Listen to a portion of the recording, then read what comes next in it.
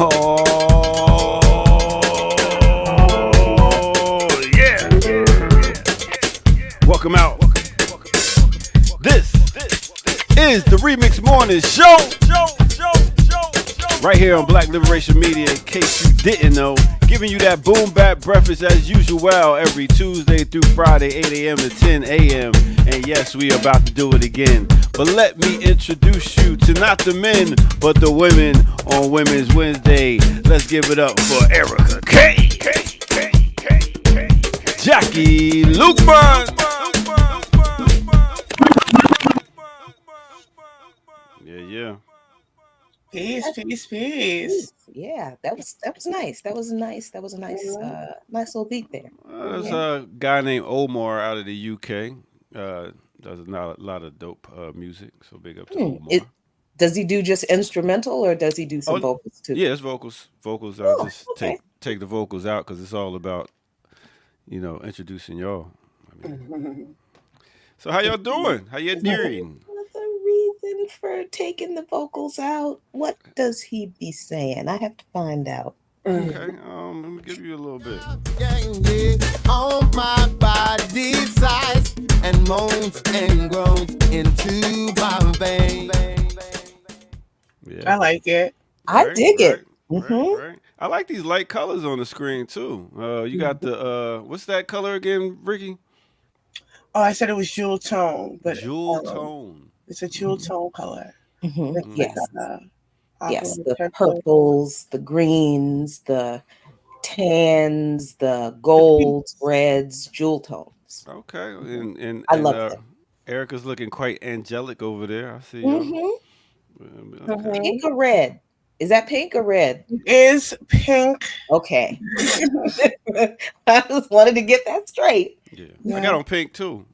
Big up to all the cancer survivors. Speaking of my cousin Vaughn, big up to her. Just had to walk, I think, last week or something like that. Wasn't able to make it.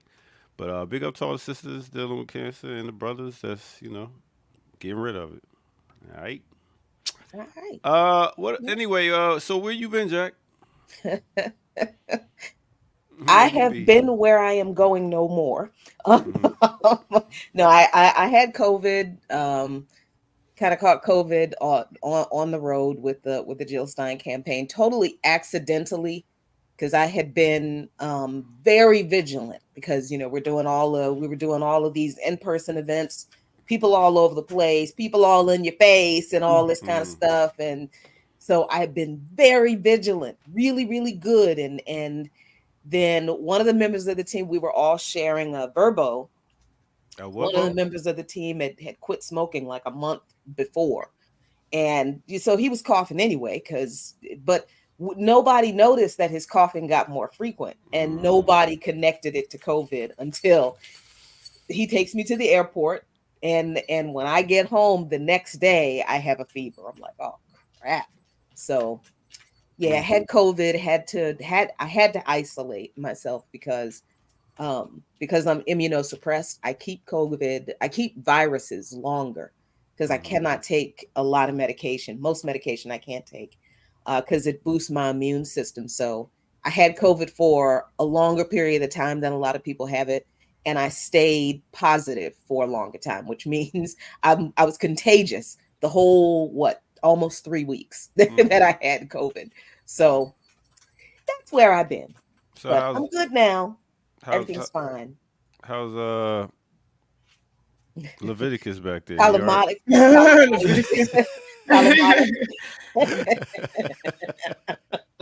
Dog made it. He's fine. Okay. He is fine. And there've been no loud noises, no disturbances yet in the woods, so he's very quiet for now. Okay, Erica, I heard my little homeboy birthday coming up. It's Scorpio season. What's good? Mhm. Yes, Zion yes. Trevor will be 10 years old tomorrow. Big 10. Yes. Which is interesting because yesterday was also the National Day for Police Brutality. So we as in BAP are a part of attempt to create a coalition to nationalize the campaigns around Cop City. So there was a Stop Cop Nation day of action yesterday for the call of police brutality. So there was a big event in DC yesterday, Atlanta, Dallas, Nashville, LA. We had a movie screening and we showed Do Not Resist. And if you've never seen that documentary, we always show it, or we don't show it a lot, but when we do sort of movie screenings and things like that, we do show Do Not Resist, primarily because of the type of documentary it is. It was around the time, well, first it's these Dutch filmmakers, and it was around 2013 into 2014. And if any of us remember that period specifically, that was Mike Brown. So their documentary initially started in one way, and then Ferguson happened. And so once Ferguson happened and they were seeing all these militarized police vehicles and armors and guns, then they started to take the documentary in that direction. And I think what makes that documentary unique is how trusting the police were. One, because they're psychopaths, but then also you'll see it in the film.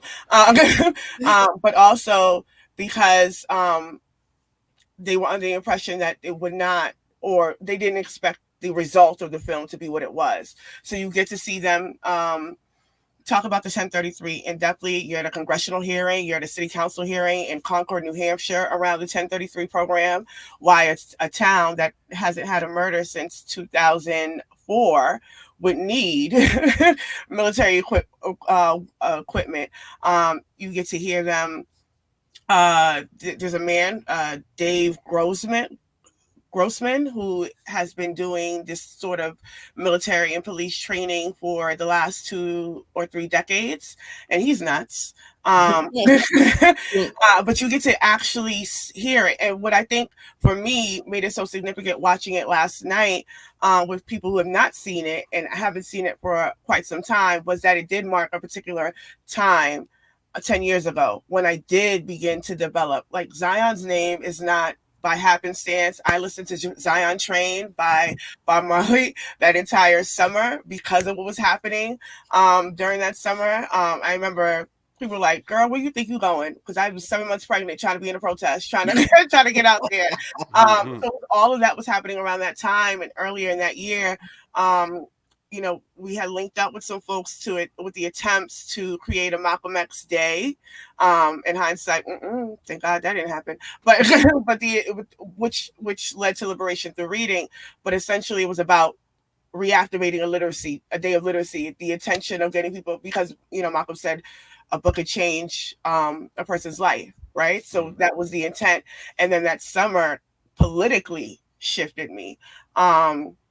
So just watching, the film is Do Not Resist. It's on Amazon Prime. They took it off YouTube because obviously so you can rent it for $3.99. Right, ABC Corporation.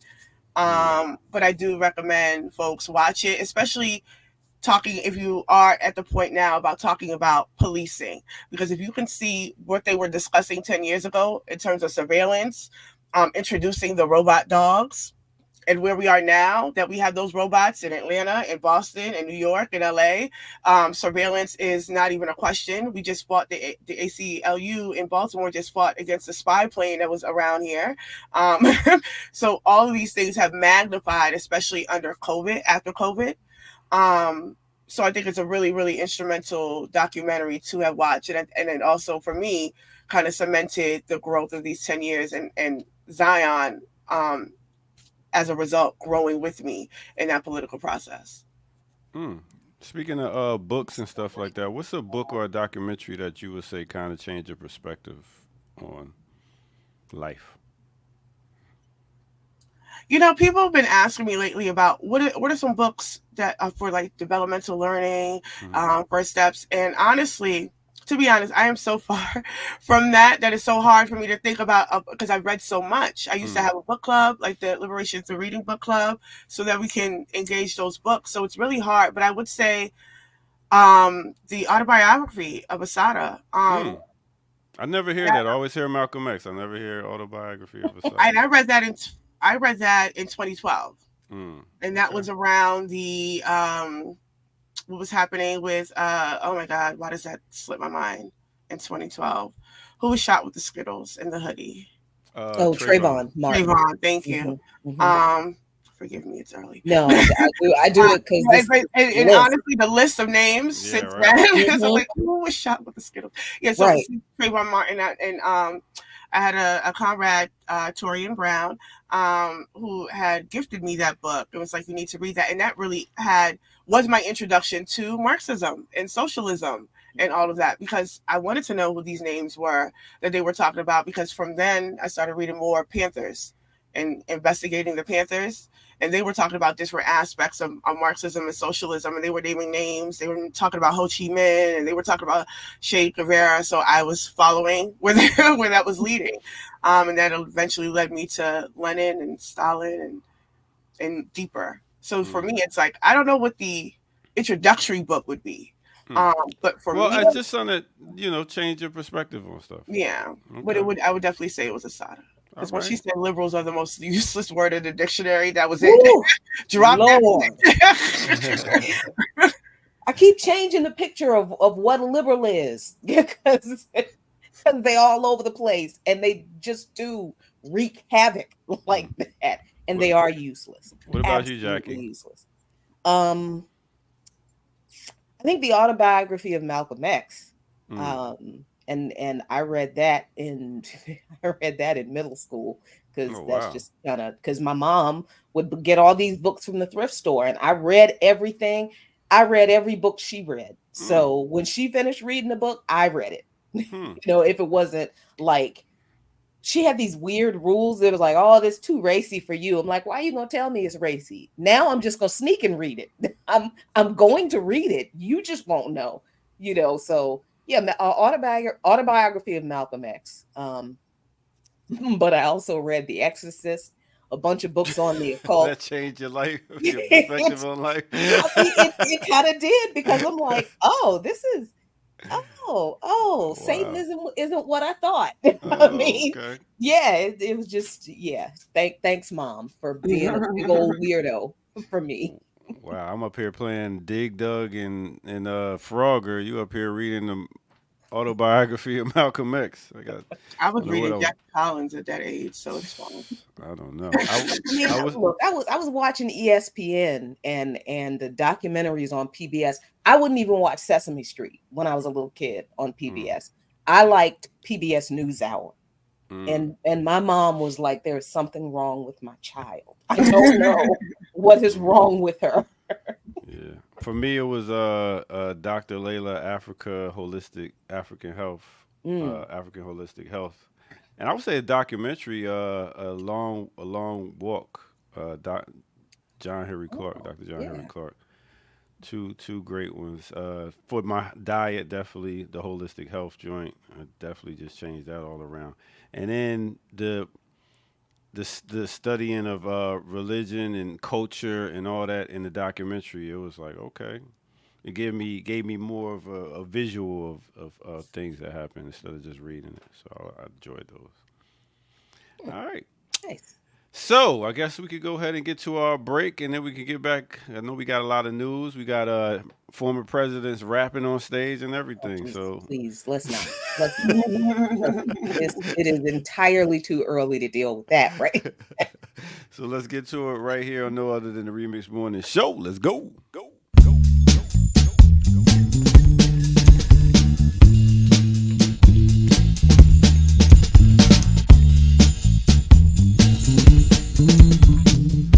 All right, let's get to a remix on the remix.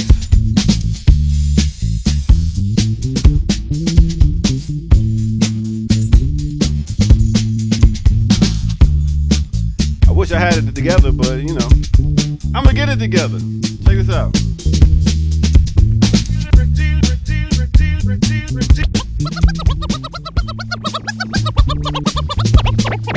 Pretty little thing, girl, you're looking fine.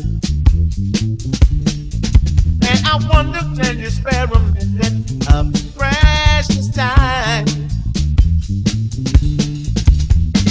I really would like to know that if you wanted to, tell me, baby. Maybe I can discuss it or dance with you.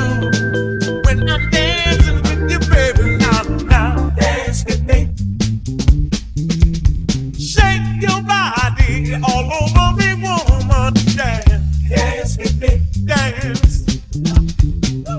Dance with me, baby, dance with me. All right, let me take you to a time and place. Let me take you back to 1982 with Rick James, biatch. We talk about his album Throw Down. The name of this song is Dance With Me. Mixed with a little bit of 1999, we talk about Mos Def off his album Black on Both Sides. The name of this song is Umi Says, Shine Your Light on the World. Alright, while you here, shine your light on that like button. Also go to patreon.com, become a member over there, get footage that's rare, and also hit that like button once again if you ain't hit it the first time, and share. And at the bottom of the screen you can go to our webpage, dlkliberationmedia.org, and donate over there. Since we are demonetized, we very much appreciate that. Alright, with that said, let's get back to the lovely ladies on Women's Wednesday right here on the Remix Mornings Show.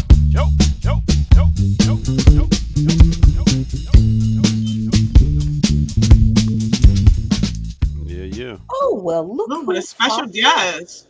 Wow. Yeah, I'm here to talk about my new program. Oh, like fuck all y'all news. How are y'all doing? Nah, I don't care, but my program, let me tell you about it. Here to talk about Brooklyn and being from Brooklyn and growing up in Brooklyn. Right. You know what I'm saying? Oh no. I'm saying Albany Projects, shout out to Albany Projects in the house. You know what I'm saying? What's up? All right. Okay. Are we done? Are we? No, not right. I can keep on going if you. Cool. Okay, just get it out. Come on, come on. Let's. Yo, it is good to be here. You know what I'm saying? Let's get to some celebrity news. Oh, no. Let's hit the celebrity button. You know what I'm saying? What's going on in male-female relationships? Can we talk about that for a minute? That's not discussed enough on air. Can we talk about that? You know what I'm saying? Financial literacy is the key. Can we talk about financial literacy? Nope. Okay. You got it. Oh, the earrings coming on. I'll be right back. Yeah, you see it tomorrow. The Coach's top thought leader. We can just jump him tomorrow. Or roll up on Kamal, punch him in the back of the knees real quick and run away. Oh, because of the height thing? The height. Yeah. Look, I'm honest about my limitations. Am I going to see you this weekend, Jackie? Are you going to be around? I am going to be around. I am. Okay. Yep. Right. I ain't get no invite. No, you did not. You're not a member of You're not in BAP. BAP, son. You're not in BAP. No. Excuse me. This is our thing. Oh, okay. Our thing. So you can't get inside unless you BAP, huh? No, right. like you jumped in. You still a general member of CMB. I don't think you pay no money no more, but you're a general member. Come on, man. I pay attention. I don't gotta pay money. Oh, I'm gonna steal that one. I like that one. It don't help, but I like that. Yeah, that's not gonna pay the mortgage. That's not. Hey, I mean, what mortgages do we got now? That's why when we say likes is cool, but tell them, Kamal, what's better than likes? Some dollars, dropping some dollars. You know what I'm saying? Y'all, like y'all been. Let me look at the latest count. Can I look at the latest count real quick? Go ahead, real quick. What's been given today? Today? We got time. Okay, we got a payout here. Donor monthly donation. I don't see nothing new. Whoa. That's the problem. What are we doing over here? I don't understand. It's like back when it was easy. See, that's the problem. People want revolution to be easy. They want organizing to be easy. They want to flip a switch and it's like, oh, it's all so easy. No, you can't do it on YouTube no more. Now you actually have to go to our website where you got to go. And y'all been showing up at Patreon. So I'm going to give a shout out to all those who've been showing up on Patreon. Although I don't think I like the fact that y'all go for the low number, the $2 one. But but we put it up there, so Times is hard. It's inflation outside. Wait. Don't give him no excuses, Jackie. Come on. Yeah, thank you. Can you? Yeah, do that. Let me handle this, Jackie. Just sit back, relax for like one more minute. Times are hard for everybody. Times are hard for us because we got demonetized. Really? Shit, it's been a minute. What about us? So, what about us? Times are hard. We are suffering. We need gas to get them kids to school in the morning. You know what I'm saying? You know how much Foster was even working this morning. That's about all I made. Making dollars in the revolution. Where's my dollars? I was driving through it like, the whole foggy windows. My defroster wasn't coming on. I had to down the windows. What? You know what I'm saying? Oh my That's the goodness. life I had to live. Where's my SUV at with the real, destitute. See the destitution y'all are causing by not. Where's my Maybach? I don't even know what a Maybach is. I've seen one Maybach in my life. And then somebody had to tell me that was a very expensive car. I was like, oh shit. Oh, yeah. And it was an organizer who had it. Yeah, I was like, word? All right, I guess they ready to get the news. I'm looking at faces over here. They're like, but listen, she's like clown. I'm not part of this. She's like, I am opting out of this conversation until we're actually. I do not wake up this.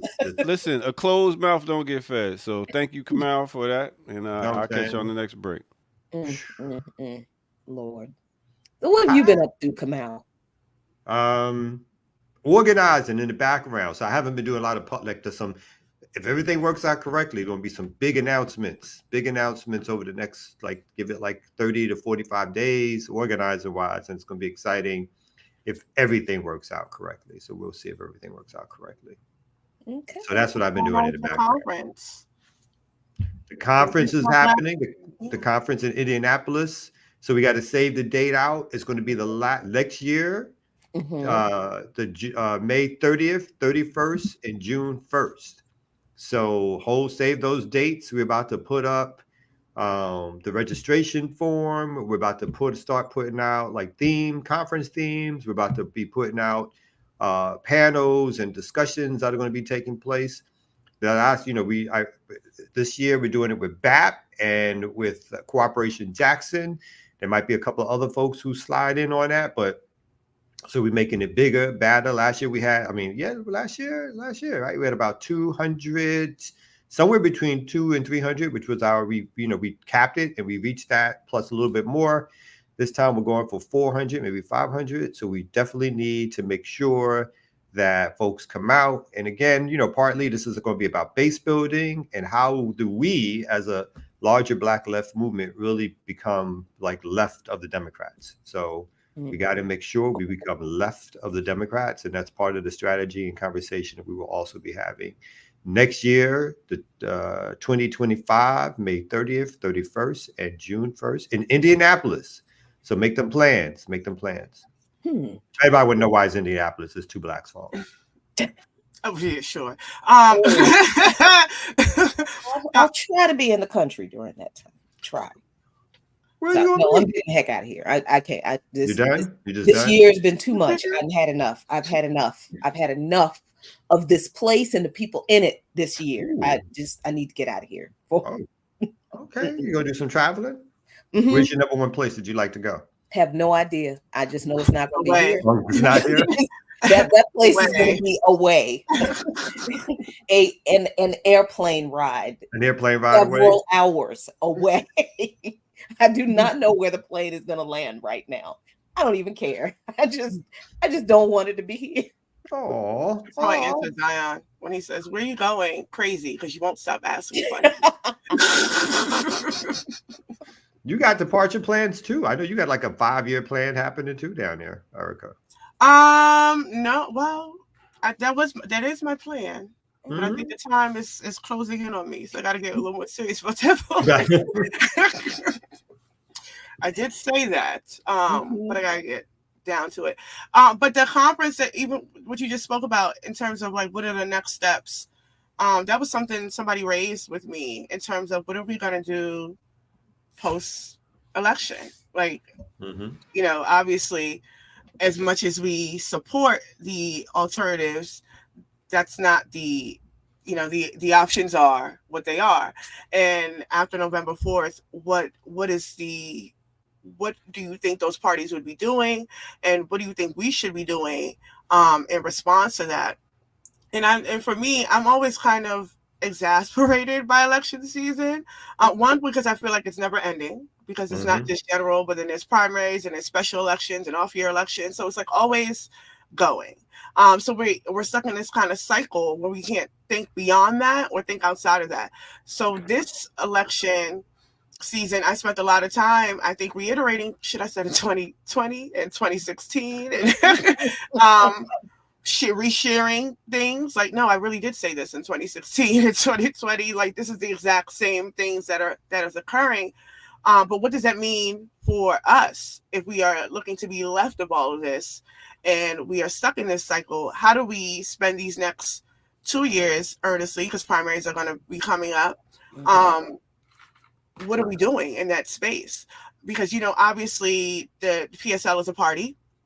So their objective wasn't ever to win, but to build that base. So whatever they do with the base that they build during this election is one thing, and same with the Greens. But outside of that, what are we doing as organizers? Because for me, I always feel like, well, just hurry up and get the election over with, because it's time to get back to what I was doing, because it doesn't really shift for people who are really, engaged in a particular process of movement work, especially when you're highlighting domestic and global imperialism. That particular work does not change depending on Republican and Democrat. But, I'm always like, what happens in between that time? Because if we're continuing to repeat ourselves, then there's a failure or a misstep that we are doing in the interim or in the space between elections that has not sharpened those contradictions. That's causing people to adjust to contradictions, in fact. So thoughts, opinions? Yes, Kamal, the chief organizer. The chief organizer. Oh, I like that. No, I mean, I like, my thoughts or opinions are very similar to like what I thought 4 years ago or 4 years before that, right?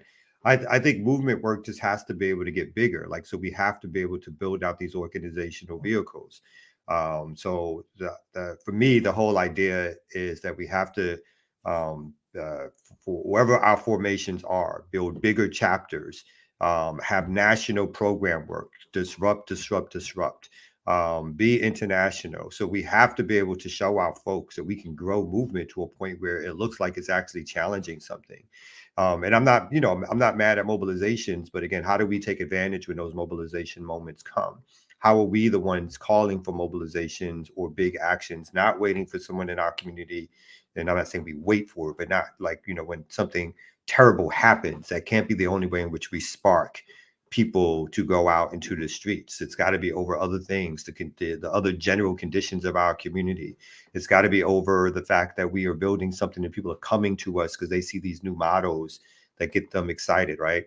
And part of that is through that process, they get politicized. So for me, I think these organizational apparatuses, they just have to grow. And one of the things that I rail against, and we had folks on yesterday, and I rail against organizations that stay small purposefully, or organizations that think that only they do work in their one community, that somehow they're having this larger impact on capitalism and or capital.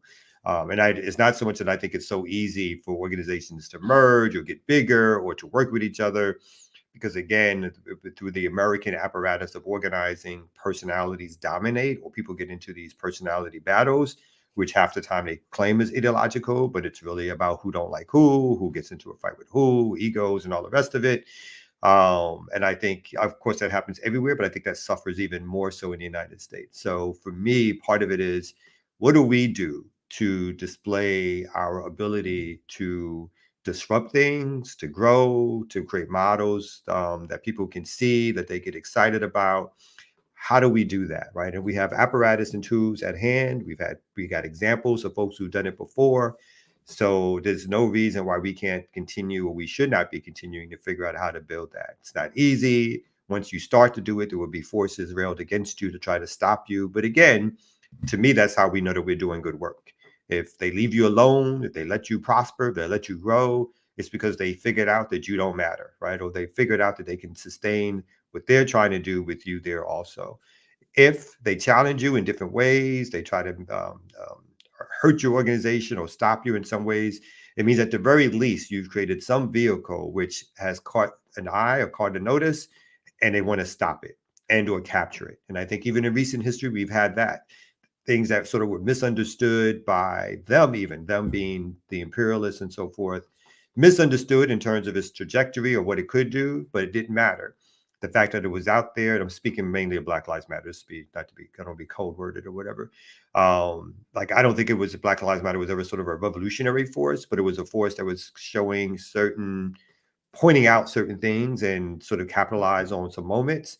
But even that was enough for the system to rail against it and to turn it into something at that time, which made it fall down on top of itself, that made it sort of fighting for money and the rest of it.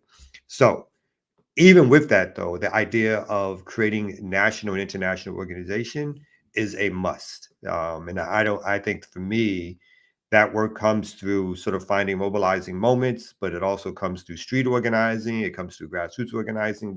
Most of us as Black organizers in this day and age are not labor organizers. For us, then it's got to be grassroots community organizing, which builds out our base. And so we have to figure out, how do we get folks involved? What is it that excites folks? Is it because we're doing something locally that leads them to be like, oh, I want to be a part of that, and I see this as part of a national thing, and I want to learn these politics? So I just think that's just the organizing treadmill that we're on, that we have to be able to break through at some point and figure out what is it that's going to make people excited. And again, you know, I with a lot of respect to, I think, the work that BAP does. As a radical formation, I think BAP has, in some ways, not completely yet, but in some ways, began to break through a certain barrier. When I see some of the meetings that you guys have, at least online, they're filled with like Black folks who are either radicalized or looking to be radicalized. And I think spaces like that are important. I think the space that we're trying to create in CMB is important. I think there's other organizations out there that are trying to do important things. But it's, how do we keep working together? How do we learn from each other? How do we not get bogged down in interceding warfare with each other, think like there's only going to be one group or whatever? So I think all of that is under our control, and then we have to just do a better job of fighting for it. You know what I mean? And I think sometimes we also get down in the doldrums, and we don't always do the work that we should be doing, because we have so many other side issues that are distracting us from this stuff.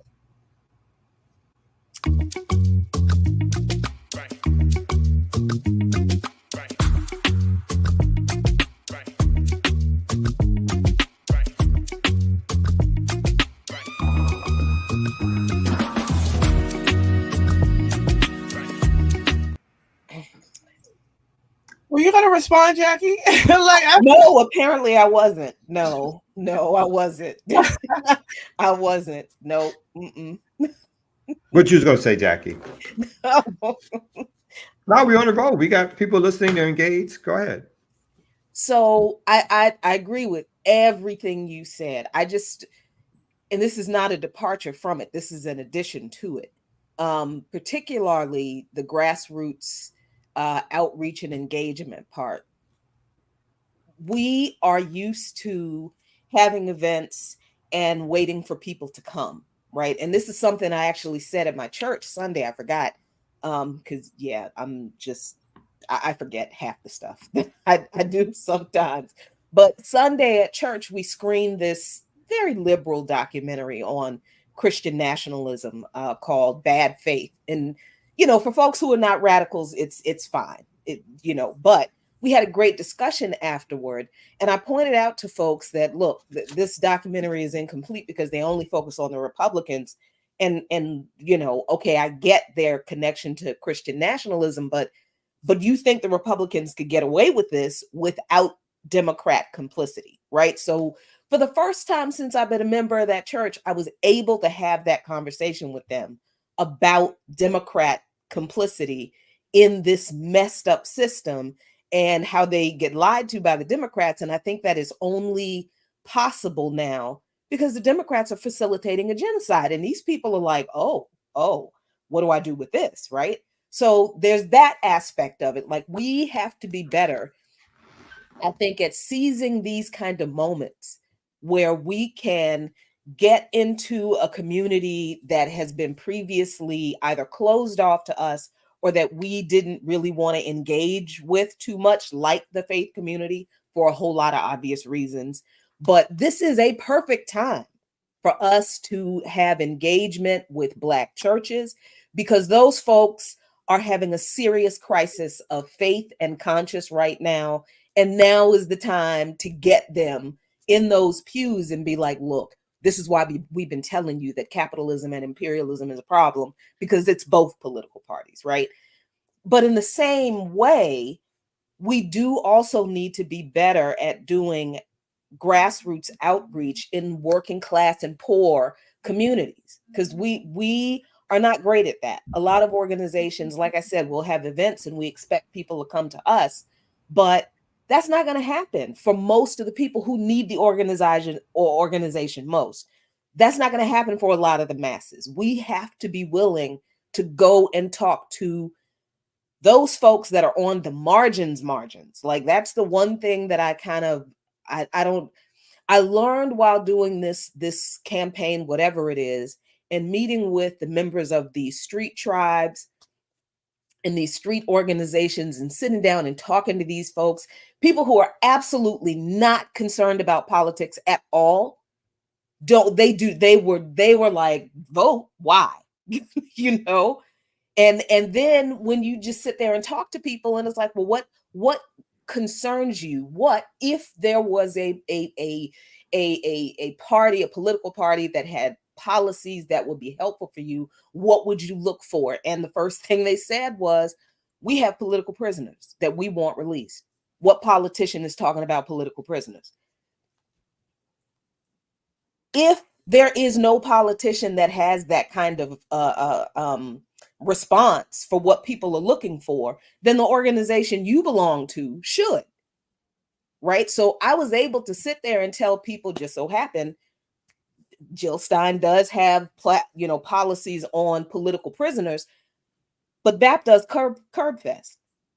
We've always been talking about political prisoners. So I was able to talk to these people about the political prisoners that they want released and tell them about Curb Fest and tell them about the Jericho movement and tell them about BAP.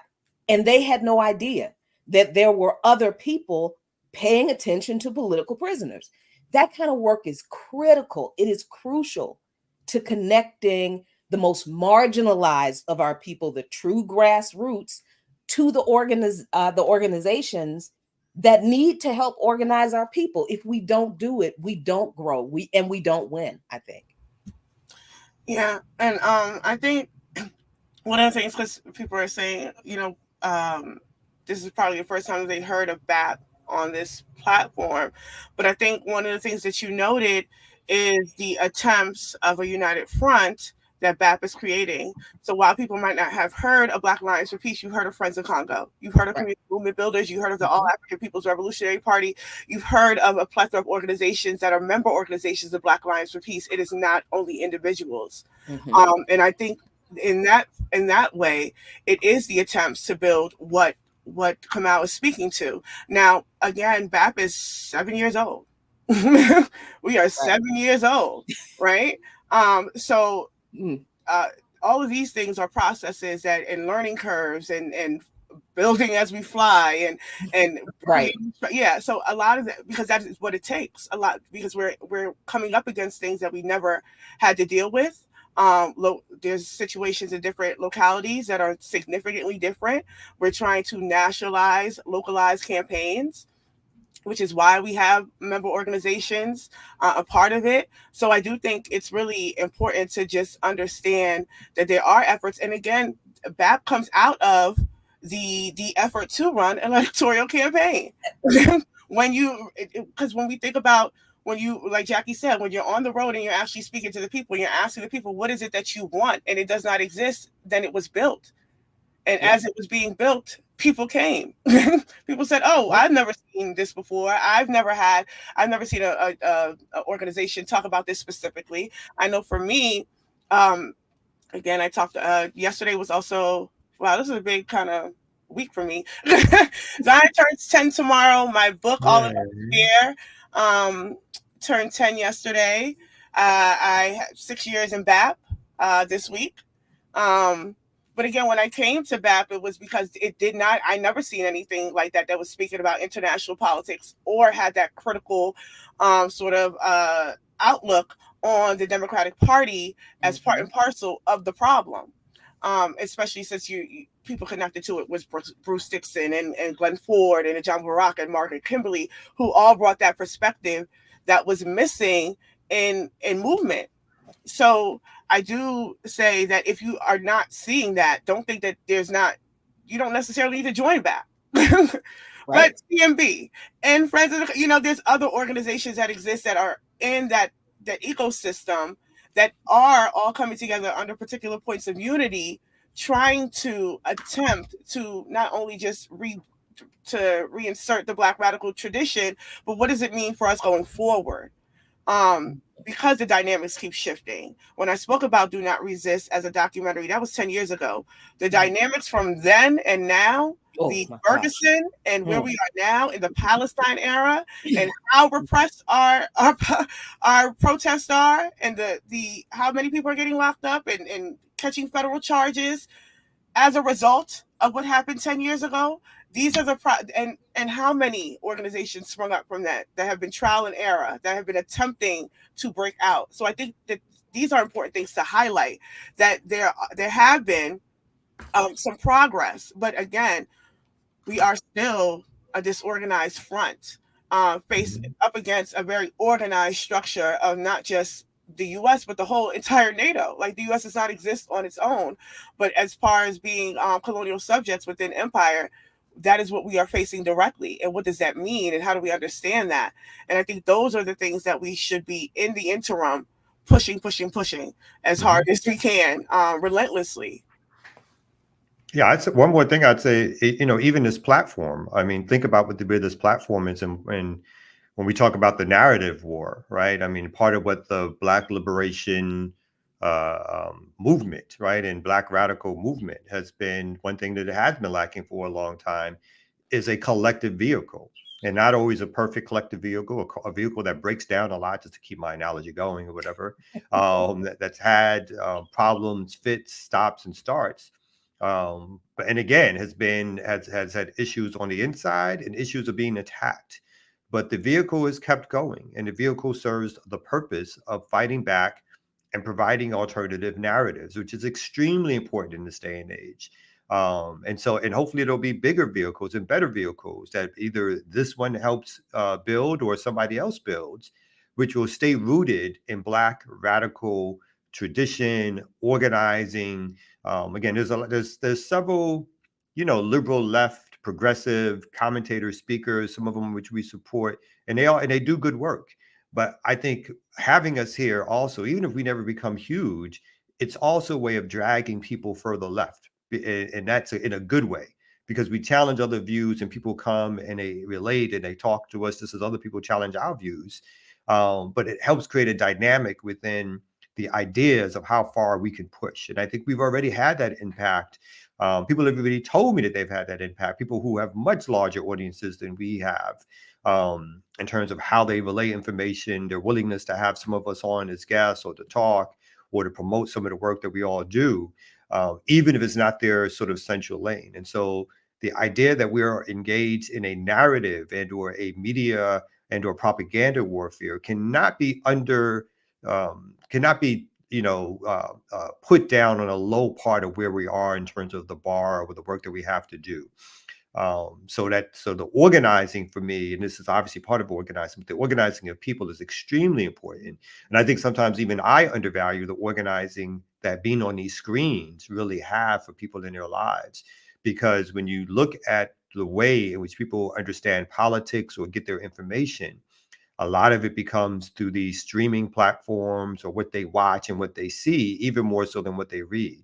And so our ability to capture particularly Black folks, but other folks, and get them to deal with certain contradictions in the system and politics is a huge uptick in terms of where we were 4 or 5 years ago in terms of movement spaces.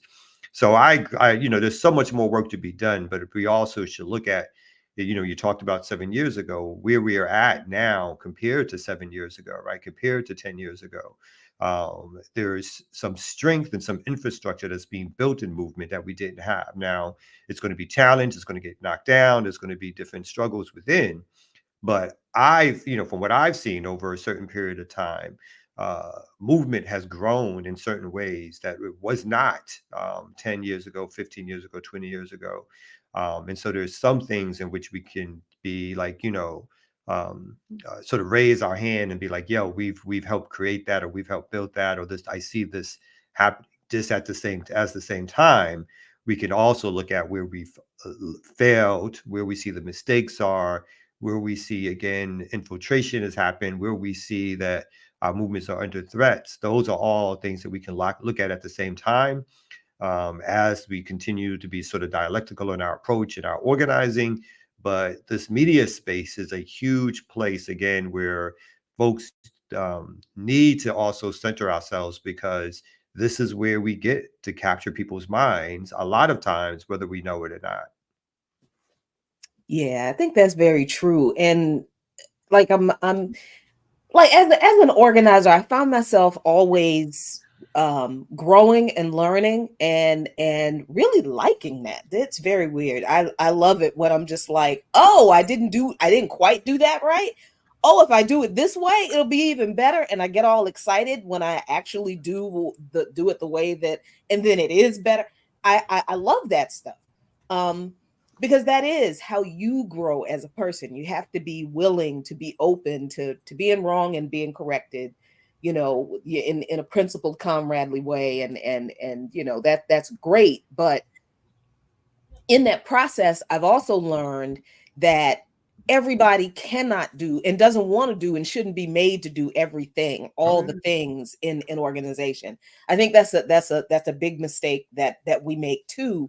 Sometimes, is we expect everybody to come into our organizations with the same level of passion, with the same level of things, and to want to do all of the same things that we know.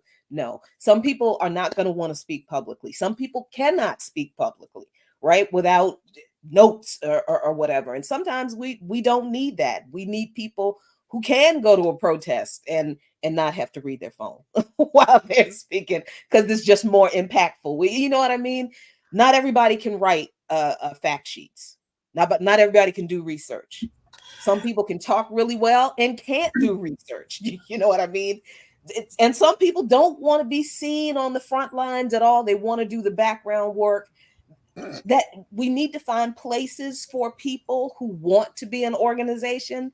And we need to use people where they are able to fit, where their skills are, and where they want to fit. So, people are in the chat and they're like, oh, you need to run for office. Electoral politics is a tool that can be used in some circumstances. But I don't like telling other organizers how to do their organizing, right? Because all organizations are not the same. And your stuff is not the same as our organization. So how can I, and I don't like telling other people what they should do.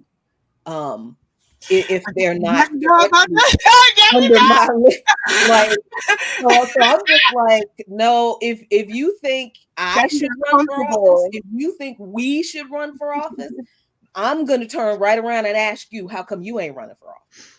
I'm very comfortable telling people. I don't like to tell. It's not even a comfortability.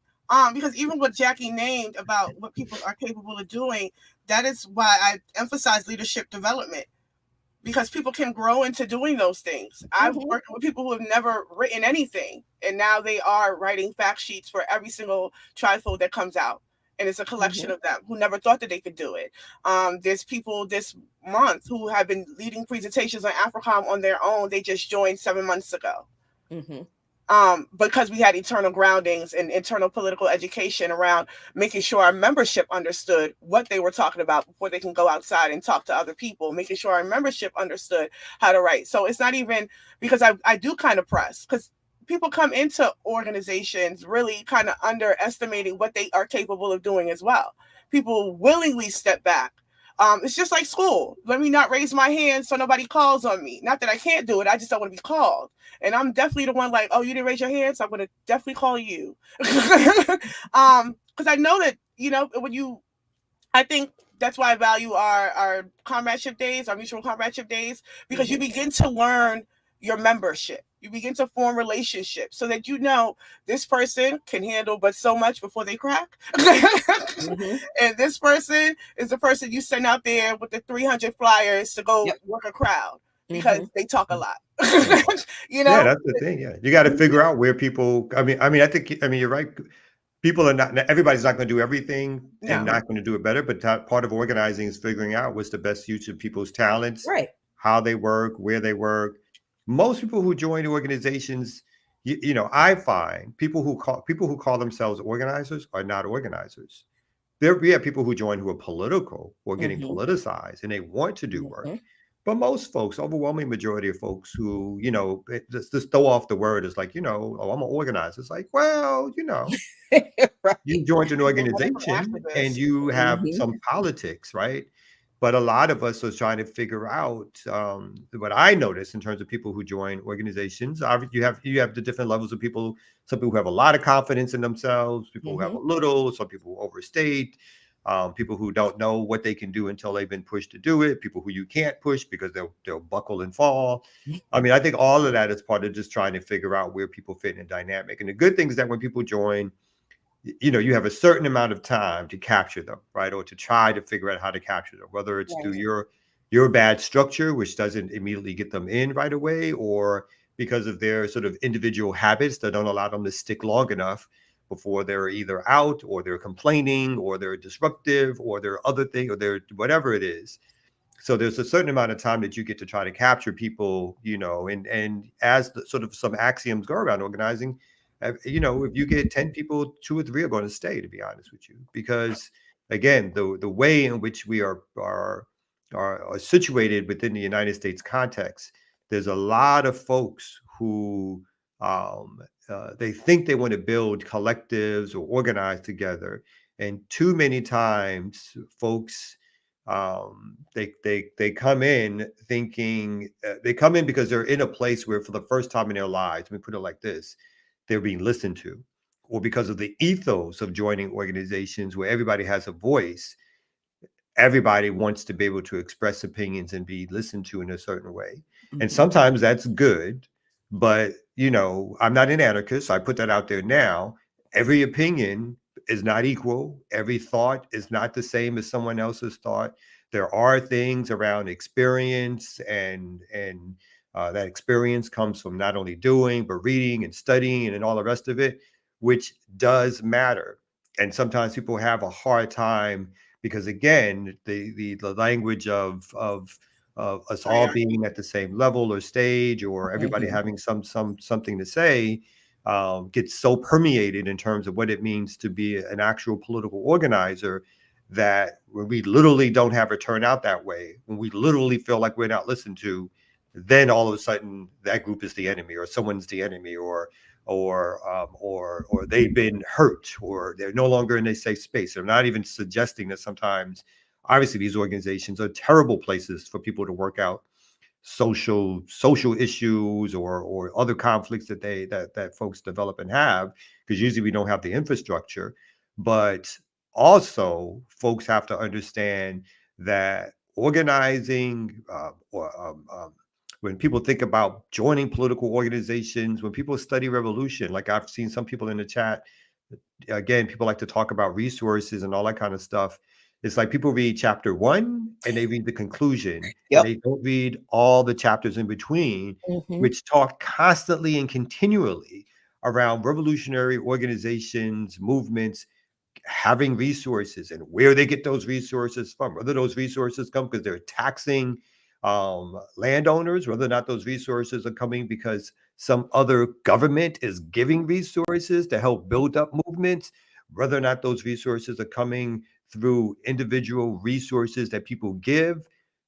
It's not like it's the end all be all, But when people act like, oh, it's all based on ideology, and if you just believe, and man, it's like you're a child when you're saying that stuff.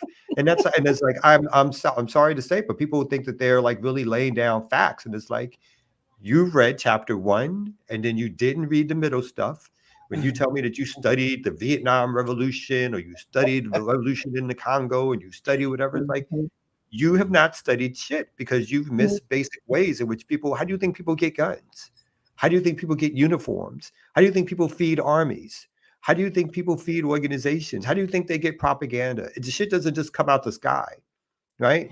People are working ways in which those resources are gotten and secured so that they can do the political building with allies and comrades. They can figure out how to do the political building as necessary to build out revolutionary forces and win revolution through various mechanisms and means, whether or not those are military, whether or not those are overthrows in terms of coups, whether or not those are the people-led revolutions, or however we want to name them. And they're usually a combination of all that shit, to be honest, right? People romanticize the way in which Cuba, and they talk about, Castro and Fidel.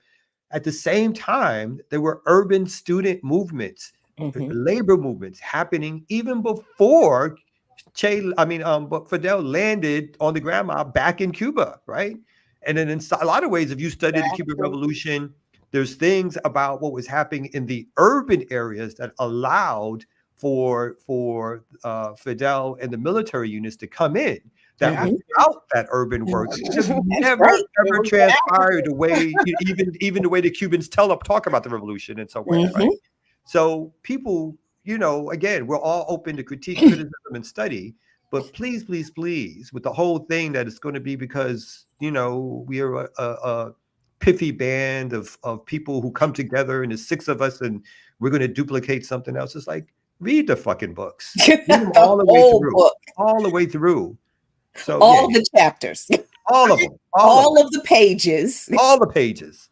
And if it's got footnotes, read those too. Yeah, we're talking about read about the role of the Soviet Union during the liberation struggles in Africa, in Latin America, right? No matter what you think about the white man who studied Marx, look at what the resources that was laid out to help support the revolutionary movements that were happening at the time.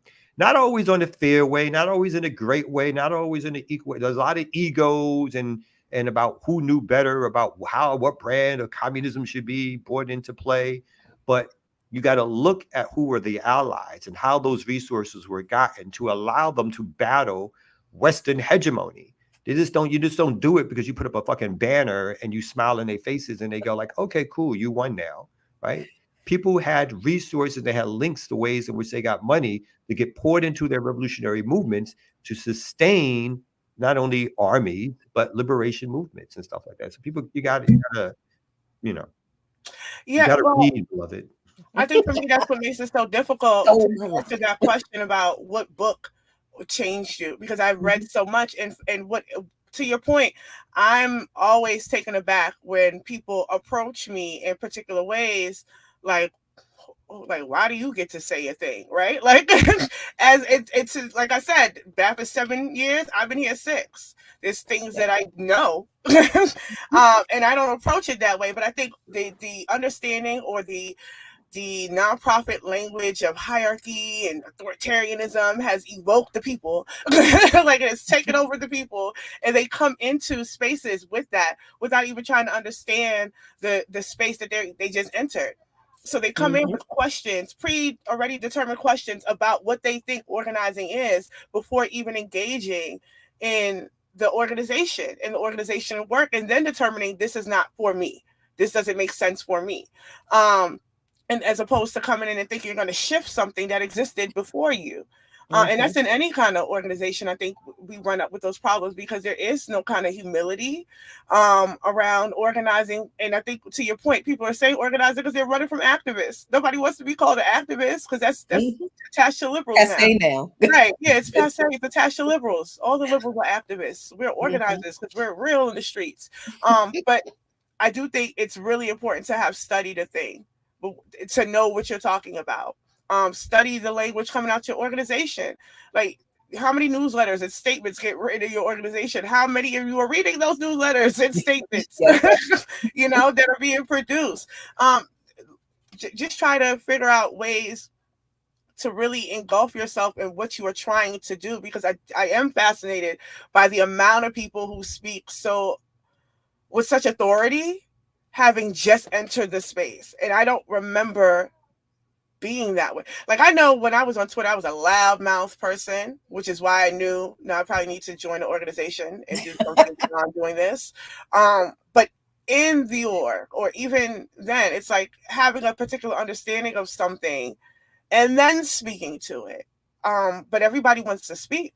Everybody wants to speak. Yeah. Which is always, I'm always taken aback by that, because I'm always like, the people who jump up to be leaders are red flag. They're the ones you don't follow. It's a lot of work. This is a lot of work. I am busy every day. So nobody is like running to do this shit, especially on the back end. Because there's a lot on the back end, setting up meetings and agendas and and all of these things. Keeping ledgers, bank accounts, making sure little things that people don't care about or think about. It's like, again, radical revolution movements, they like keeping ledgers so do people know that you're not stealing from the people. People have to do that fucking work in order to keep movements going, and it's usually the kind of shit that nobody else wants to do. Yeah, you know, so. Yeah, stuff like storing all the supplies and bringing all of the banners and the signs to all of the demonstrations, or you know, taking the sign-in sheets and you know, making sure that all of the email addresses get plugged into the database after the event that went so well, and that sign-in sheet could be 8 pages long because you had 250 people at that event, and you were all excited about that 250 people until the person had to enter those email addresses into the database, because people can't write and you can't read half the it's that kind of stuff that is just it's that everyday mundane, the administrative, the non-sexy, the cog in the wheel kind of stuff that has to remain greased in order for the machine to keep rolling, in order for the organization to keep rolling and growing. And I don't know why this is a great conversation. Just, you know, how not to organize 101, I guess. But one of the things that I see people do that drives me kind of nuts is telling people to do things that they can't do, haven't done, won't do. That's And I think that this was the point I was kind of trying to make before. We all have different skills. There's some things that some of us should not do. Like, everybody should not run for office.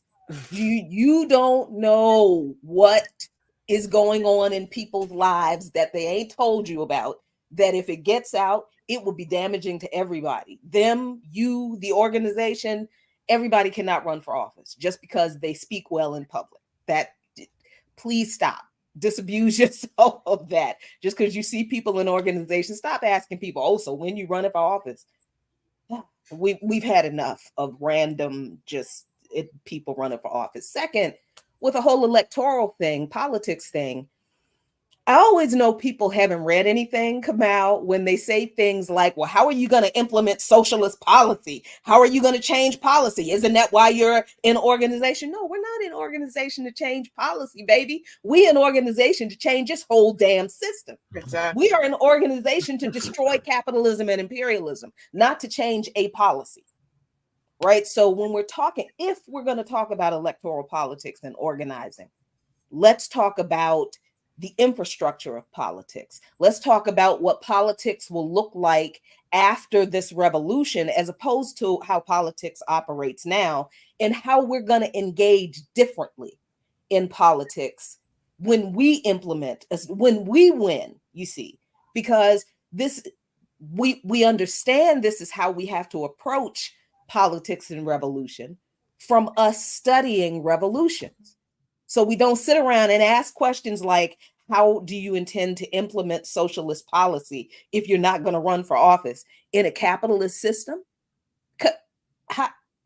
If you read, you wouldn't ask that question, because that question doesn't make sense.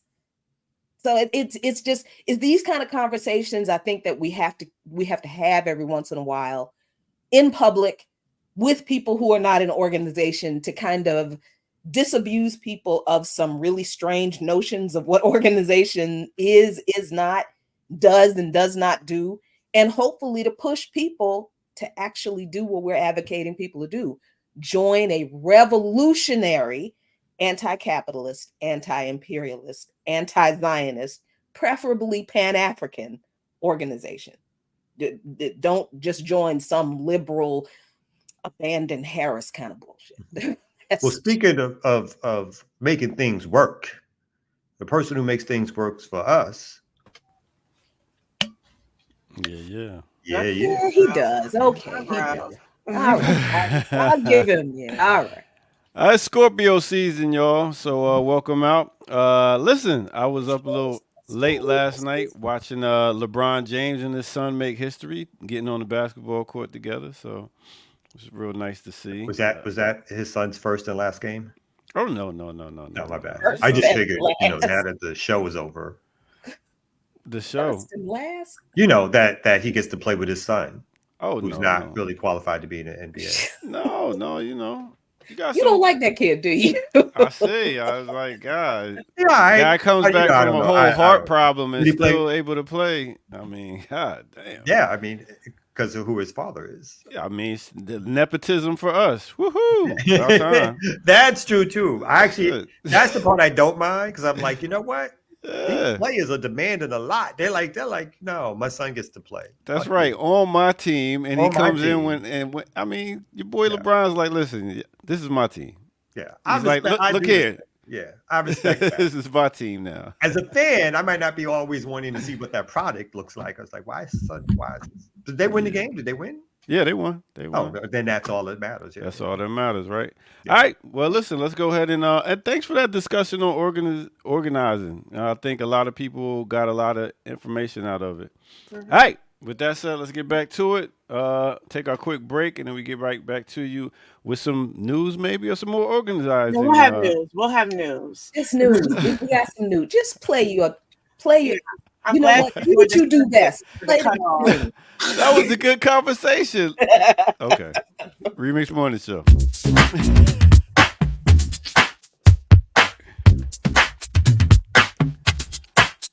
Tonight, living in the fantasy.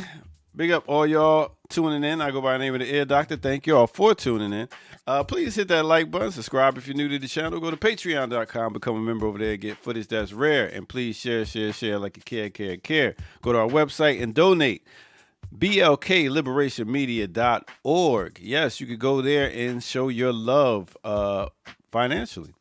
What are we talking about today? Let's talk about a certain group that came out back in the 80s.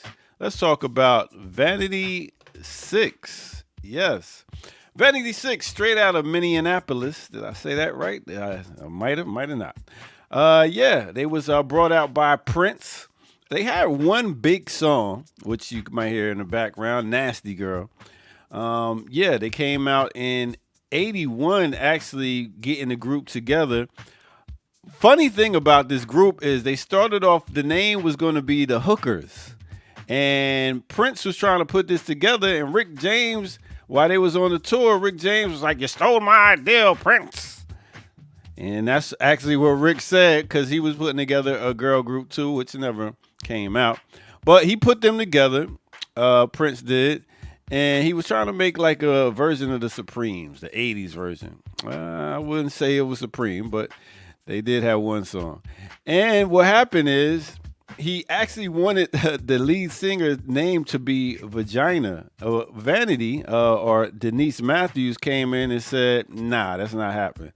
So they changed the name to Vanity 6, and she said, I'm rocking out as Vanity. So, because Prince looked at Vanity as the female version of him. Okay, Prince's ego is really big. So, yeah, they pretty much came out with that, and they went on tour with Prince for his 1999 album and also The Time. What happened with Vanity is they did their thing for a while. Then the movie Purple Rain came out, and Prince and Vanity had a little relationship, kind of broke up for a minute, and he met Apollonia, and Apollonia came in, and said, "Listen, I'll take the role." So you seen Apollonia come in, and then next thing you know, we got Apollonia 6.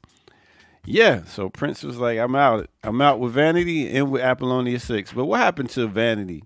Well, the lead singer, she had crack cocaine overdose and kidney failure, but she came back as a born again Christian and renounced her stage name and her whole career and business and all that. But she wound up dying from kidney disease February 15, 2016. So big up to Vanity 6 and big up to their one single Nasty Girl. All right, with that said, let's get back to the Remix Morning Show. Let's go. It's time to jam. Dance, nasty girls. Dance, dance, dance, dance, dance, dance. Yeah. That was such a sad story about. I mean, I don't know what to do with the way Air Doctor tells these things. I mean, I keep it interesting. I mean, that it is. Yes. I mean, yeah, she Prince was like, "Man, listen." He's like, "You don't want to play fair?" Well, she was saying like Prince was controlling and stuff like that. So all she of them was like, said that, I think. A lot of women said that. His ex-wife, she was on a reality show with Eddie Murphy's ex-wife and R. Kelly's ex-wife, but she would say that. So yeah, thanks for Nasty Girl. Now I think Tinashe got a new song called Nasty Girl, which she came out with, but big up to her and her role she in left on. Huh? She be giving little cute mixtapes here and there, and nobody be really giving her. They don't. I do not know who these people. on. Yeah, she's a young singer. I figured one of little lights. I figured one of these little babies out here. I know. You can't really even point to a single from her, actually. Well, maybe Ricky can, but yeah, because they're mostly mixtape stuff.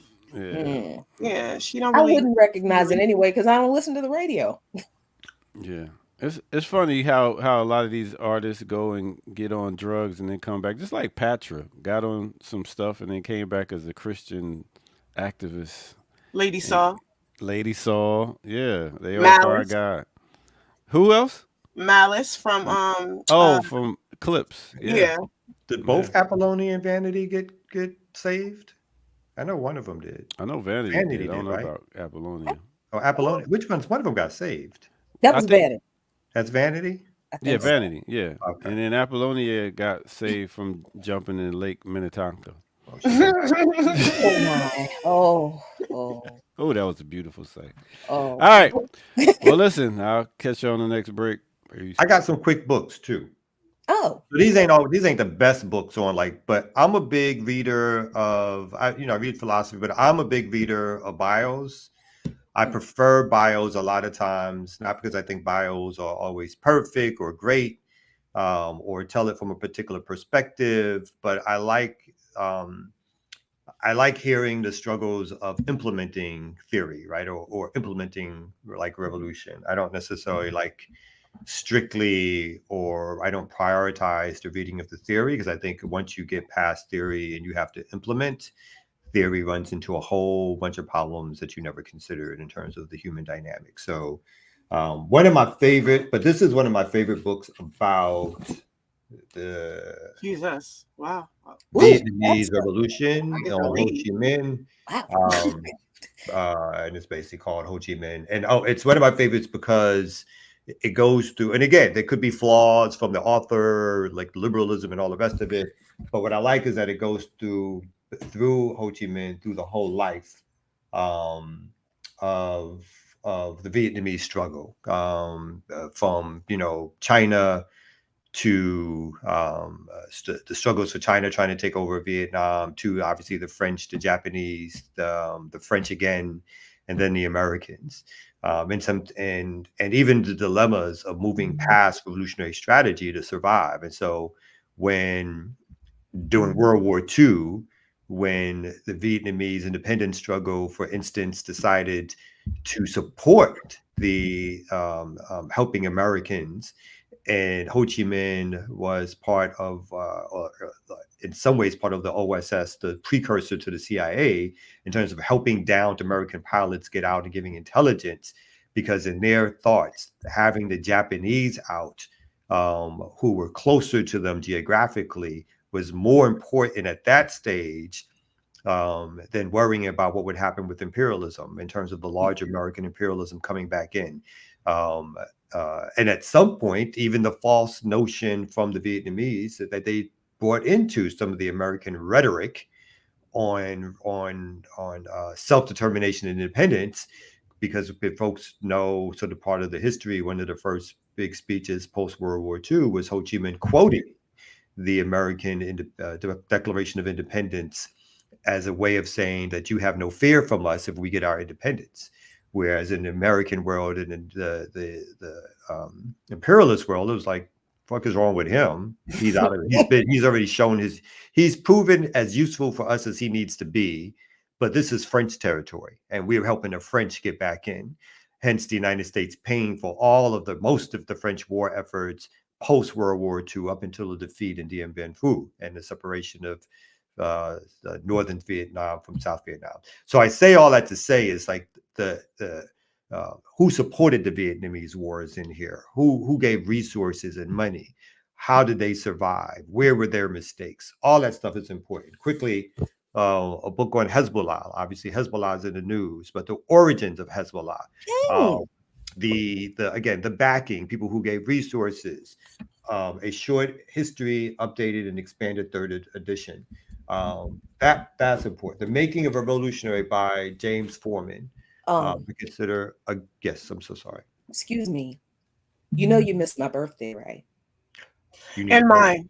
Oh, I'll bring some books with me. Okay. I was looking for other books which I've already given away. Panthers Revisited is a great book that is told from the view of the Panthers on the ground and from different sections. Women, Panthers, women in the movement, folks who sold the newspaper in the movement. Some of that stuff could be, people find some of that stuff fine, boring, whatever. But it's like it's basically the folks who weren't the leaders and what they were doing, like the stuff we were talking about, the everyday stuff that kept the party going. And so while we are looking at the leaders and their speeches, who is also behind the scenes keeping that daily work going. And for the most part, even understanding the separation of duties, right? Because everybody wasn't looking to be like, I need to be that person doing this. It's like, I understand as, for at least a time period, before Huey lost his mind somewhat, but for a time period, and I'm very serious about him losing his mind, I'm driven to it, but still, but for a time period where it was understood the role of somebody like a Huey or like a Bobby and other people, vis-a-vis the role of people on the ground, where it was accepted and understood that those were different roles that people were playing in terms of revolutionary movement. But still, there needs to be checks on what leadership does, as well as to be checks on when people who come into movement thinking that they know everything does, right? Those are all checks that need to happen. But the Making of a Revolutionary is talking about how the battle on the ground around SNCC and how that turned folks into revolutionaries who joined SNCC, who were about, at first, again, depending on who you talk to, what was the original role of SNCC in terms of integrating, or whether it started off as a revolutionary movement, as Kwame Ture likes to write about, in terms of what was Kwame's book? The autobiography. Yeah. What was the name of it again? Something about it's also it's as thick as that Ho Chi Minh book, though. Yeah, Ready for Revolution. Ready for Revolution. Yeah. So Making of Revolutionaries and Ready for, maybe companion value. People should read that together. Garvey's movement, Race First, documenting again the mistakes made by the UNIA. But how the UNA got some resources? What did it do with those resources? Who did it trust those resources to? What was the reason for doing what it did with the resources? Even if people didn't think some of these business ideas, right, were they were overtly capitalism. But when you look at where that movement was coming out of folks coming no more than 40 or 50 years removed from slavery, or 60 or 70 years removed from slavery, the idea of showing people that Black people could put together models of business, of organizing, structures, was extremely important for Black folks at that particular time. The cultural aspects of the Garvey movement, extremely important at that time. And then the last one I just pulled out real fast, I'm a big history buff on Vietnam. So General Giap, who Victory at Any Cost, There's a couple of Mao books folks should read. This book is really good because this is the general who laid out the strategy and implemented the strategy, which was not a strategy which was always thinking it was going to defeat outright the U.S. military regime, because it knew that it didn't have the superior weapon, something I think that you guys refer to a lot around. The battle is around holding ground or standing still. Mm-hmm. Diop, I think similar to Mao, his whole family was killed by the French. Wife, kids, all that kind of stuff. This is a person who persevered and kept on moving and organizing and leading the revolutionary nationalist struggle, the communist struggle in Vietnam, through military means. But again, through their work, was not necessarily thinking we were going to overtly defeat the machine. What we had to do was battle them to a standstill. We had to make them bleed, because they you know, once this gets home, they're not going to bleed the way we're going to bleed here, and we got no place else to go. So again, all that stuff is just about more about the history of movements and stuff like that. They're probably much better books that people can recommend, but those are just a couple of them that I think are important in terms of describing, again, the good, bad, and ugly of revolutionary struggle, and the fact that people don't do it on their own. It's not done in isolation. It's not, you know, as much as we like to think that just because we're Black and it's Black folks, we're going to do everything by just being Black. Not how it works in the real world. You're going to need allies. You're going to need comrades. You're going to need access to things. And so when people talk about a worldwide revolution, they're talking about, in a lot of ways, the ways in which people build camaraderie and work over nations, over geography, over time. So just keep that in mind. My bad. No, that's not. Thank you for that. And just, can you hold up the first book on Ho Chi Minh? Okay. And turn it around to the side. Yep. So that's how big that one book is. So the Preparing for a Revolution, the other one, Ready for Revolution. Yeah. Let's see that one. Oh, this one. Turn it around. Oh. Listen, revolution is not simple. The books written by the actual revolutionaries whose blueprint we follow, whose advice they have left us in these books, we internalize, we follow that advice, we revisit it, we try to be faithful to the information that they left us, while also, you know, dealing with this information in our current material conditions, which are different from the material conditions in Vietnam, different from the material conditions in Cuba, different from you know what I mean? Even different from the South in the United States during, you know, the time that Robert Williams was organizing. So if the information that the actual revolutionaries left for us, for how they did what they did, what they wish they had done better or different, if the information they gave us does not fit into a small little volume and it is in a big old tome, that ought to let you know how much goes into revolution. It is not as simple as how a lot of people are making it seem. You don't just run people for city council and change the system. You know, you don't just have a couple of protests, a couple of demonstrations. You know, you don't just disrupt one thing and change the entire system. In Cuba, in Vietnam, in Venezuela, the people's consciousness needed to be raised before any other thing was done. And that often took at least a decade, sometimes more time, sometimes 2 decades. So this, we don't talk about revolution flippantly. Most of us, if we're honest, we know that we may not see the revolution that comes in this country. It might not happen in our lifetime, or that, you know, the culmination of everything we're doing. That's okay. But the idea that there is any one solution, there's any one path there's any simple list of things that we need to follow to get to a revolution. And that's the size of those books ought to let you know that that's not the case. And I hope you realize that. So you stop looking at revolution as like this linear, simple, well, did you do this? Did you do that? It's not a checklist that you can check off and make sure you get it right. Mm-hmm. Yeah.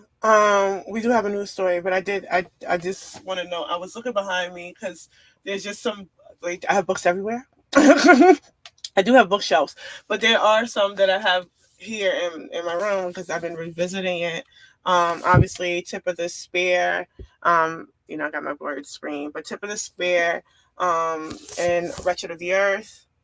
Does that help? I don't know what it helps.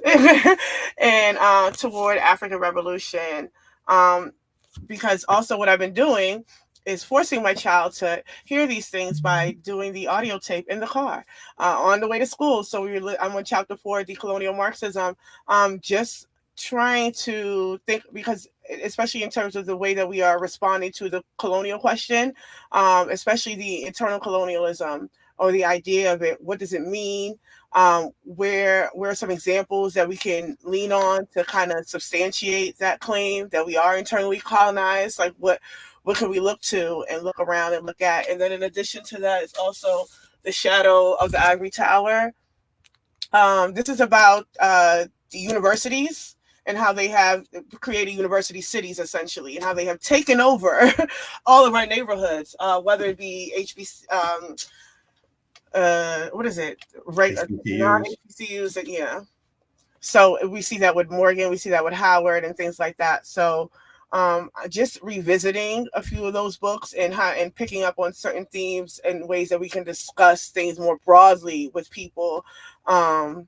Yes, I'm always like at a stump about what should I read? I'm like, I don't. I read so much. Yeah, but I do want to think about that more deeply. But before Air Doctor has an aneurysm, we should go to the news. Yeah, is there anything I need to pull up, or you got? I think he has it. Okay.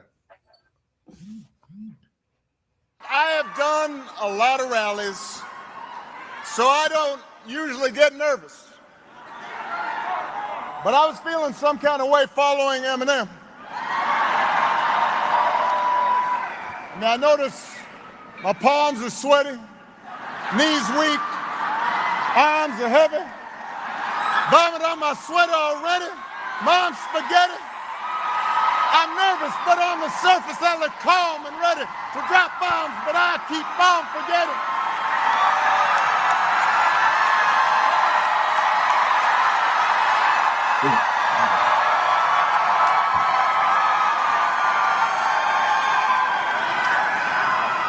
Dun, dun, dun, dun, dun, Oh dun, my dun, God. dun, Oh dun, my dun. God. I thought Eminem was going to be performing. I was going to jump out. I did not think I could hate him more than I already did. But yeah, it's possible. It has happened. I have a new level of hatred for that man. I mean, you gotta really That give man it an to MC, boy. He's an MC. Shut up. Get back there. You really gotta give Barry his props. I mean, that is a skill to make a stadium of thousands of people in Detroit, Michigan, make them forget that you lied about the water being safe in Flint. They're so Played enamored. all in their face. They're so enamored by the rapping. And that Eminem was on stage of all people. Ooh, nothing like getting the black vote out there by putting Eminem on stage. But again, this is like speaks to the spectacle of electoral politics. Like it's all spectacle, all of it. Because Usher was just on stage for Kamala the other day. Stevie Wonder is throwing "We Are the World" peace tour concerts now to get out the vote. Like it's spectacle. And it's not a serious thing, because if we're talking about beating fascism, what role does Eminem play in this? That we're talking about saving a democracy, right? When have we ever looked to these people to say what are some of the ways that you think we should go about saving democracy? Like I don't recall ever looking to Usher for political opinion. So the fact that Usher is being brought out on stage in the midst of all the claims going on around Diddy, no less,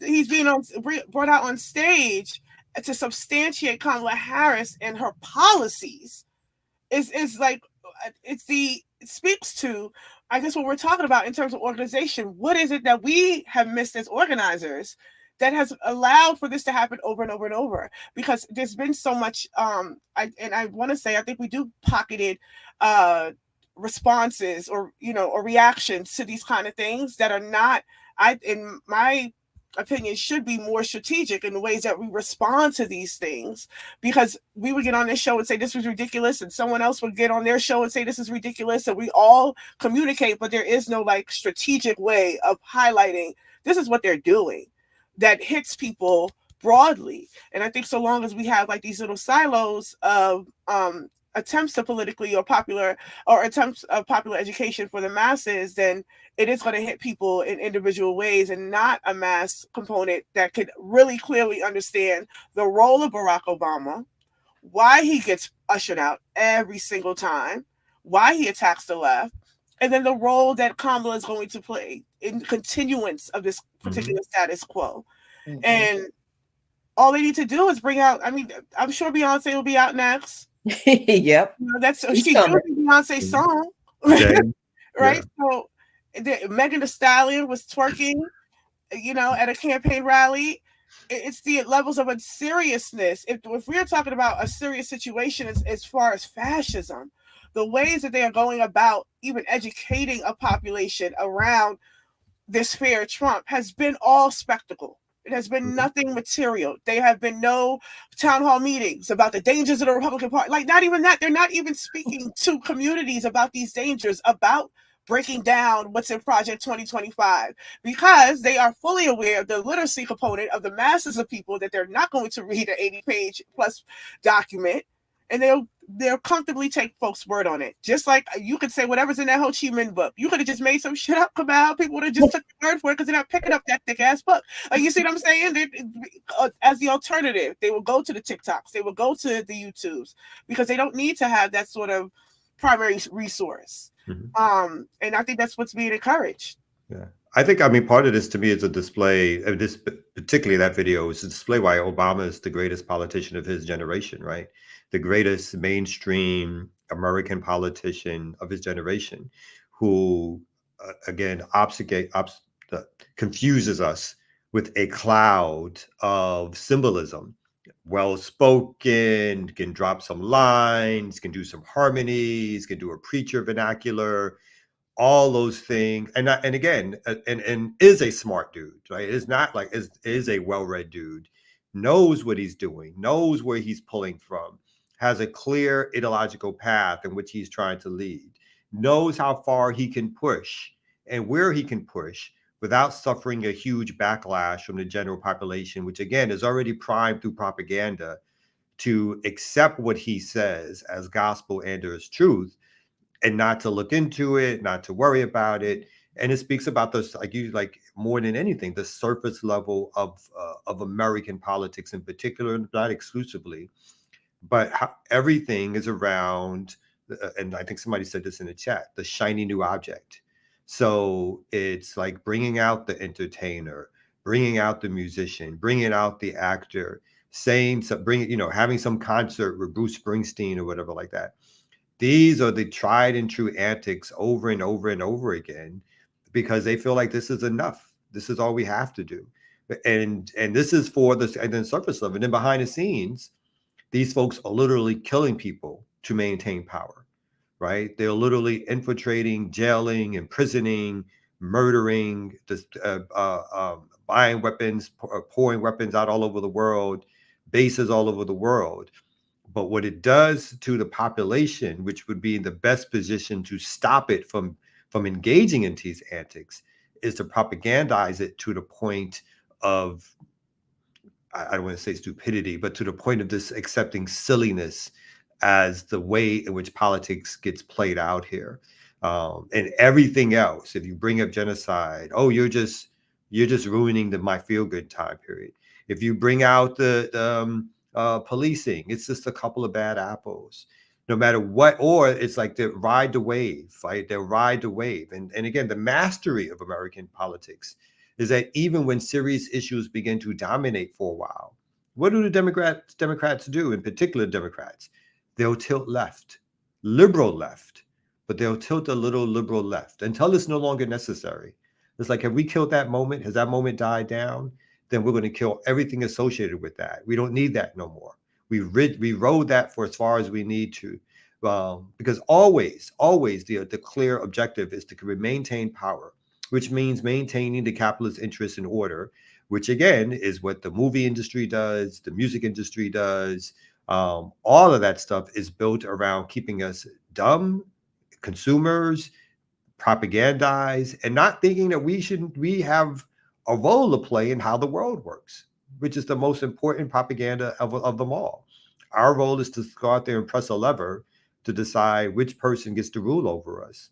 And they used, again, the ideas of like whatever real differences there is in the ruling class system to exploit our inability to understand that whatever those differences are, they're minuscule, because what they do, no matter what party is in, is to control and maintain U.S. dominance around the world and here at home. Yeah, that's, I mean, this whole, what do I want to call it? The celebritization of American politics. Like, I didn't remember politicians being like celebrities really until Reagan. Honestly, I think even Jimmy Carter was not like Jimmy Carter. Everybody was like, "Oh, Jimmy is the nice, sweet, white Southern uncle," and I'm like, "That I don't know why you would want that, but okay."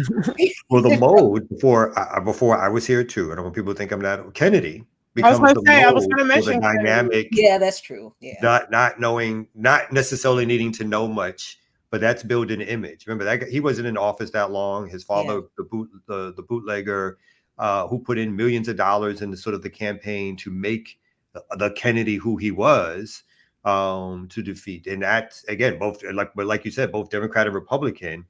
Not always the case, but that's been the preferred mode or motto ever since, is to get somebody who speaks well to whatever the constituency is that they want to reach or whatever like that. Again, I do think Trump is an outlier in the way the system has worked, but it doesn't. And so that's why you have some of these business Republicans who are like, oh God, he's going to mess it up. And we'd rather not have him as the face of the party. But I think that has a lot to do with what happened on the ground in right-wing circles that has allowed us to have this overt white supremacist moment again. Yeah. And you know, this whole lifting up politicians to celebrity status and then reinforcing the celebrity status of politicians with celebrities that are there to it's like, I think it's signaling to people, you're never getting away from this. We are never letting you rest from, you're not going to just be able to enjoy Beyonce's music, because she's forever going to be inextricably tied to the Democratic Party now, like Megan Thee Stallion and all these, and Stevie Wonder and all these folks. So when you have politicians as celebrities, you ignore their policies, because how long do we ignore celebrity misbehavior? Do I need to mention his name again? I don't think I do. So when we have politicians like Harris, who, let's see, is this the one?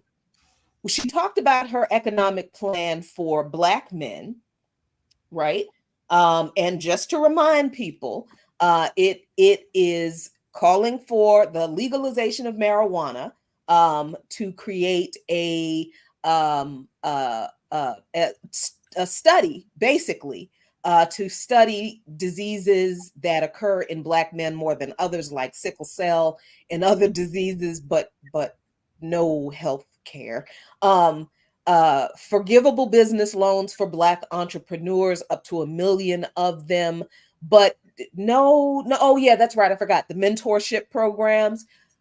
But then when you look at her plan for Hispanic men, it looks a little bit different. And yes, she does have a plan for Hispanic men. And this is where the whole celebrity foolishness causes people to kind of ignore who people really are outside of being a celebrity, because Harris now says that her plan for, her plan for creating economic opportunity for Latino men looks a little different. She says that she's going to bring more funds to community banks to help Latino men secure small business loans. Were community banks mentioned when it was Black men? I know the whole business loan thing is we get crypto. foolish. Yeah, instead of community banks for Black men, it's crypto. How come? But there's more. So there's also let's see. I know that Hispanic men have more difficulty securing loans from banks because of their connections. What does that mean? What connections? What connections do Latino men have that keep connections to what? Connections to who? That's doing a whole lot of really nasty, bigoted work. I was gonna say that's a little racist, right? That's racism. Connection like, to who? Connection to what? Cartels? What do you mean? Like, and then she all says, the Hispanics though. right. And then she says, and the fact that things aren't necessarily set up so that they will qualify. Isn't that the same? Okay. Again, with the community banks, I don't know how we didn't get community banks, but okay. But here is the thing. She said, when Trump called her a socialist, she said, I'm a capitalist. I'm a pragmatic capitalist. Like the radical left online. Right. Like that. So we look at Harris's policy. Oh, here it is. She says she would work to double the number of registered apprenticeships. Black men get mentors. Grown ass adult Black men get a mentorship program, but Latino men get an actual, or at least a proposal to increase apprenticeship programs. Why is that? And see, I bring this up not because the policies for Latino men are any better or that they make sense or that she's actually going to do them, because she's not. I bring this up to point out that because of the celebrification of Kamala Harris, people don't care.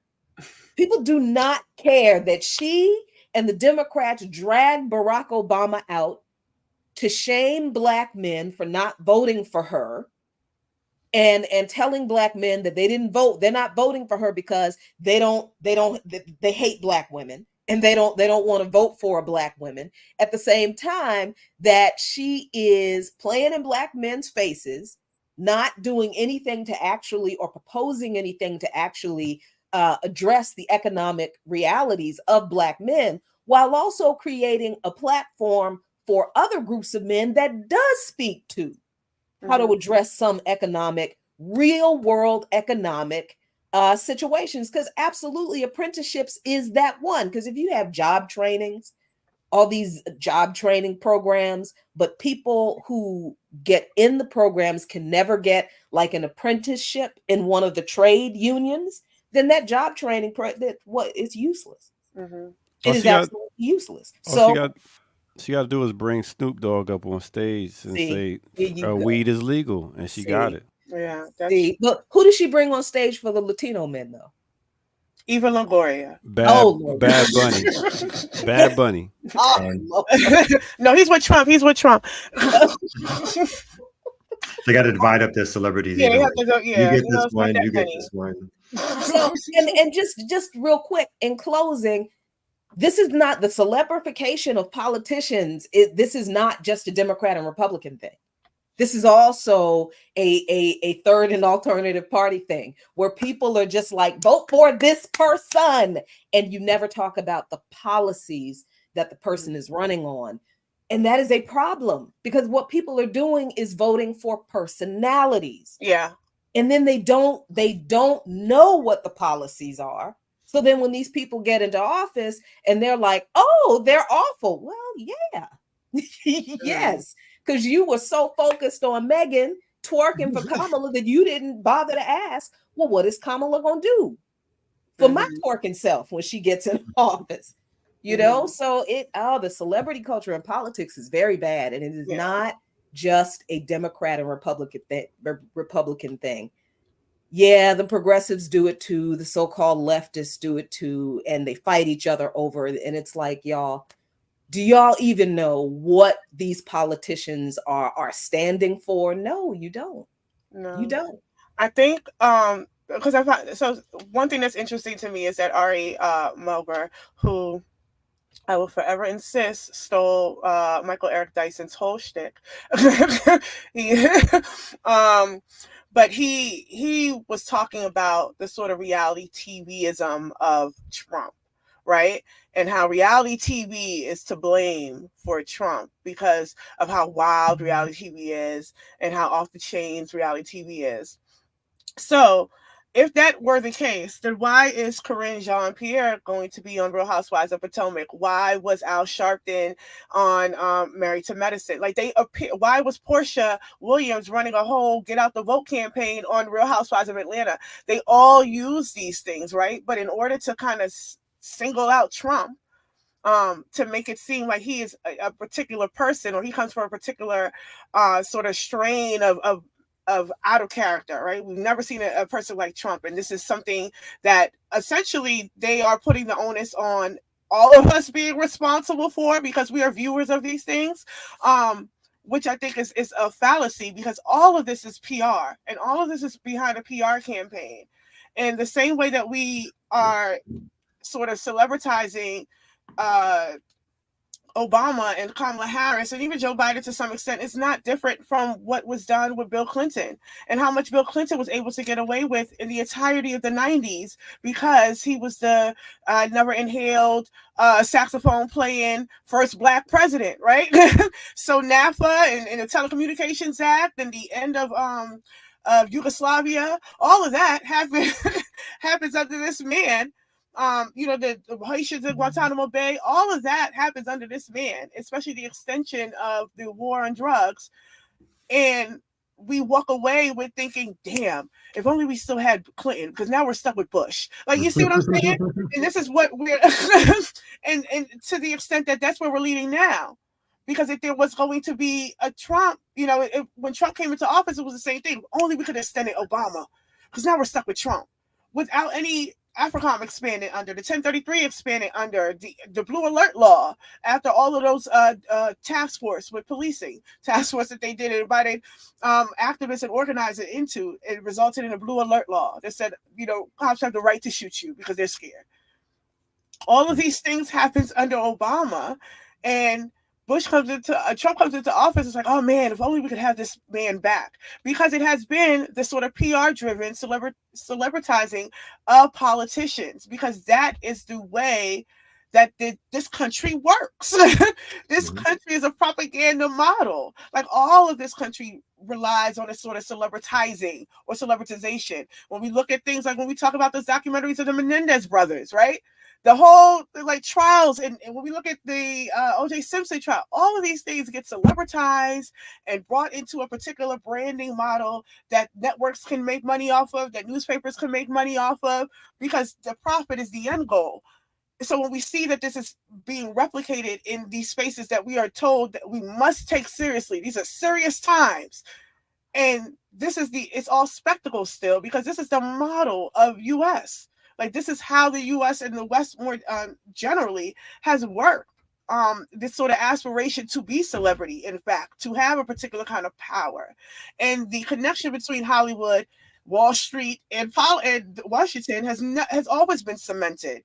And I would argue probably since Kennedy. But that's always been the relationship. So what we're seeing here is just I think we are on its face. They're not trying to hide it now. Or they're not trying to make any kind of blurred lines about it. They're they're telling you this is what it is. And this is what it is because it could be worse. That's what we're left with. So ultimately that brings me back. So what do we do in this interim? Because we could say these things repeatedly, and we have, but how do we get it to stick to the people who are in that crowd cheering for Obama rapping Lose Yourself lyrics? No, I think that's the big question of the day is how do we get to those people? Obviously, this is one way, but and we've seen what happens too when people actually go there. Like, we at the Democratic National Convention, when people are standing outside saying to people or talking to people like the Democrats committing genocide, or even going through the motion of trying to show people the destruction and the human loss in terms of pictures of like kids who were killed. And most people turned away in their tuxedos or their outfits because they were going to the after party. I think it was either the Oscars or another some award show or celebrity fashion show in New York. And say it again? The Met Gala. The Met Gala, and Palestinian protesters or protesters supporting Palestine or trying to stop the genocide were out again with posters, and you've seen people walking with their head up and turning away because they're too busy going to the party.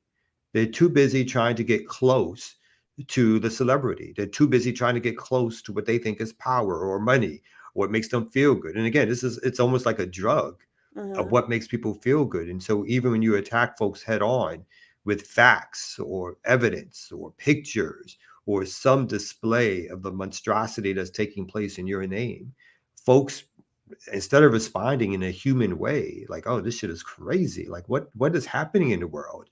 Like, we're paying for that. You're literally, your tax dollars are literally paying to destroy buildings and bomb people and murder people in the thousands as we speak. And too many people's immediate reaction is to form a distance from it, to rationalize it, so that they can go have a good time, or that they can carry on with their everyday, or they can think voting for Tweedledee or Tweedledum will make a big difference in their lives. And again, like you said, like the whether neoliberal or right-wing Republican prototype fascists, it don't matter, because they're doing the same things. And the degrees in which it gets done may differ somewhat, but ultimately they are the same policies. And it's just around how do we implement those policies? There's no real wall, no pun intended, around the difference in immigration policies. It's get them out. It's keep them out, right? When Biden puts separates the parents from kids, the neoliberals look the other way. When Trump does it, all of a sudden it's a scandal. But when Biden gets in and does it, it's like, oh, turn your head. Don't worry about it now. We got other things. We got our person in. And that's the sports team analogy, the entertainment analogy. It's like people are rooting for a side. And at some point, they don't care what the side is. They don't care who's playing on the team half the time. It's all about the personality-driven aspects of how can you make somebody look good on their baseball card. It don't matter if they go home and they're racist or domestic abusers or whatever it is. It don't matter. It's like, how shiny and new is it? It's only when it gets to a certain level where you can't hide it no more. If it gets so bad that you can't hide it no more, but then you just replace that person with somebody else. It's not like they don't got people waiting in the wings to come out and replace that person. So that's, so again, it's not the organizers, but it's how do we continue to battle the propaganda system, again, through places like this, but other places? What are the ways in which we battle it, right? And I think sometimes, you're right. Our side uses celebrities, or our side tries to use culture in a way that is supposed to battle back against the culture that we see. And sometimes we're good at it, but when we don't have the means, mechanisms, resource, and propaganda model to awash the public as they do. And once they create these mechanisms for us, Eminem now is who we look at for political opinions. Bruce Springsteen, Beyonce, Jay-Z. These are who we look towards for their political opinions. And it's not so much that they can't have them, but who made them experts to the point of where that's the place where we dive in for political opinions. And on the back end, I think Crew Goddess Cruz had it best in the chat, was like, and then they offer us weed and crypto. Well, that's what the celebrities say. But I think also, to the point of the celebritizing of politicians, we can't not act like they don't want to be celebrities. Because listen, I can go on and on about the 90s being understudied, but that was a time when Hillary Clinton ended up on Vogue magazine. How many of them have been to the Met, have been invited to the Met? How many of them are invited to the Oscars? How many of them are invited to the Golden Globes? They want to be in those circles. So it's not like they are, we're separating themselves or just simply taking endorsements. No, they are actively buddy. You know, how many times have Jay-Z bragged sort of having Obama in speed dial? Like, that's his good friend. Right? This is not something that's by happenstance, or that is not intentional on both sides, right? It's political capital for everyone around. And it benefits everyone around to be seen with a particular politician. And I think one of the things that took me aback from watching that McMahon documentary was I didn't know The Rock was a Republican. The Rock was at the Republican convention. Yes, he did. And I had no clue that, so and I say that to say this is something that's been ongoing. They've always had a celebrity come. So when we see like an Amber Rose, we shouldn't be any more offended by that than we do seeing Usher or Eminem or our Stevie Wonder. That's our Stevie. Okay. They done captured Stevie, y'all. Yep. And don't y'all talk about, well, I'm gonna give him a pass because he can't see. You can hear the word genocide. You can hear it. Come on now. You know what genocide means when you hear it. You don't have to see all the pictures you know what blowing up babies is when you hear it. Don't give him a pass just because he can't. He knew what apartheid in South Africa was. Right.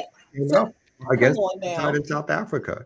There is no difference in terms of him being able to come out now against apartheid and genocide in Palestine. Man, y'all got it all wrong. Do we now? I'm just saying, like, Ho Chi Minh, you expect somebody to read a whole Ho Chi Minh book when I can just turn the radio on and listen to Sexy Red? It's all about relatability. It's about who do the people know and who don't the people know. And why do the people know these people and not the other people? Exactly. And they can relate to the music. They don't read who puts it in front of them? You think Sexy Red? It's not that they can relate. Who puts it in front of them? How many times it get played? How many times do you see the billboards? How many times do you get commercials? How many times does it, you know what I mean? It's like, it's not simply about that, right? Some of it is like, beats, culture, whatever, but people get picked out a lot of times, or they rise up because people think I can make that person. I can put a lot of money behind that person once I find the right person and make them a star. They say nothing, they do nothing, they think nothing. I can make that person a star. Yeah, there it is. I mean, this is entertainment. Politics is entertainment from Reagan on. And in a capitalist and imperialist system, that's exactly what politics is. You're absolutely right. You're right.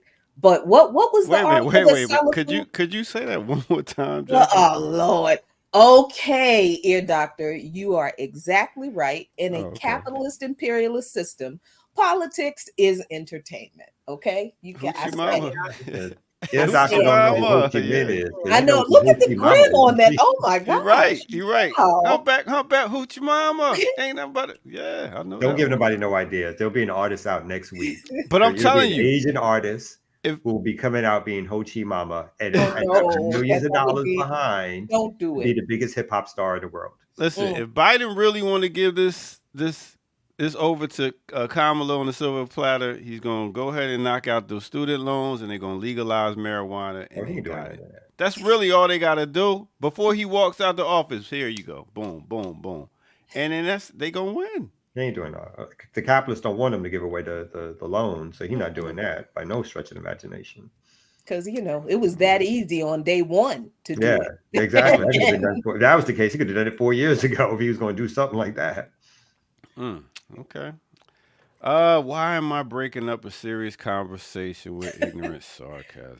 Okay, come on. Nope. Because that's what I do. Damn, have y'all not been watching the Remix Morning Show for the last 4 goddamn years? I'm the mental health break. Duh. Oh, shit. Anyway. Sometimes you need a little sugar with your medicine. Exactly. I wouldn't call it. Keep up, guy. It's not. It's provocative sarcasm. Thank you. I'll give it that. It is provocative It sarcasm. is. I'm provocative here. No. Provocative, yeah, exactly. I think so. You know, I like to show another side. It's not, you can't always think the same. People out here that think differently. So if you're on your square, then defend your square. All right. With that said, hey Jackie, what you got coming up?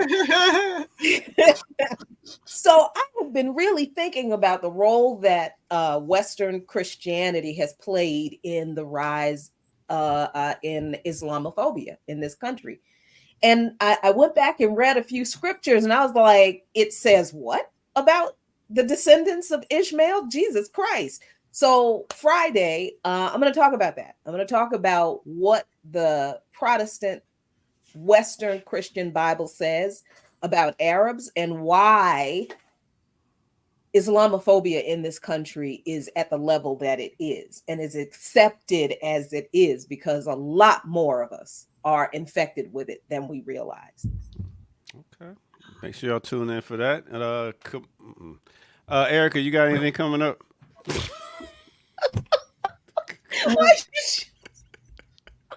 I can't. Yes, tomorrow is my son's birthday. He will be 10. So if you would like to help Zion celebrate, you can donate at Cash App $Ricky Ryan. All right. You want to put that in the chat? Because I cannot. Yeah, go ahead and put that in the chat room. But please do. And me? Yeah, you too. I mean, you so busy typing. Thank you, Uncle Ear Doctor. Oh, damn. How much I got to do here? What did you say? What is it again so I can type it? Ricky Ryan, RICKI. Hey, chat room, go ahead and do that for her, man. Y'all got Ricky back all the time. Go ahead and put it in the chat room. Stop playing. Anyway, Kamal, you got something coming up? No? I know, I'll be here tomorrow. All right, cool. All right, I'll be here tomorrow too, and we'll see. I know Kim Brown says she's not feeling the best right now, so I'm trying to still figure out if we'll do the classical breakdown. We might postpone it to next week and rock out with Stevie Wonder, since we was talking about him. And tune in. We'll be here at 8 a.m. in the morning. All right, with that said, let's get up out of here. This is the Remix Morning Show. We out, y'all. Peace. Well, bust champagne and don't you worry your brain. It's Mr. Fox and Ray in the bashment. Excitement, yeah? Well, we're having a bashment party.